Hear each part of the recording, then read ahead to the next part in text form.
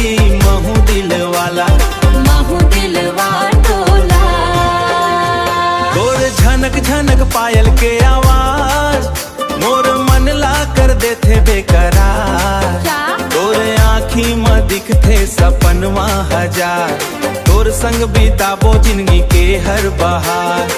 हाथ में हाथ धर के घूमबो मेला, माया के रंग में रंग जाही ये चेला। कहूँ दिल वाली महू दिल वाला, महू दिलवा तो दो। बरसात के बूंद जैसन तोर माया, धीरे धीरे भींजा देते मोर काया।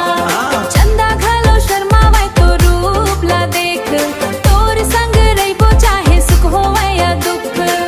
जन्म जन्म के साथ निभाबो, तोर पर अपन दिल लुटाबो। कहूँ दिल वाली महू दिल वाला, महू दिलवा टोला। ना धन दौलत चाही ना महल दुआर, तोर माया ही मोर सबसे बड़े उपहार। भगवान ले ही मांगो हवो हर बेरा,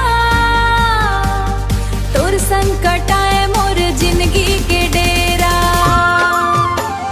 कहूँ दिल वाली महू दिल वाला, तोर माया मन होगे हावो मत वाला। माया मन होगे हागे हावो मत वाला। तोर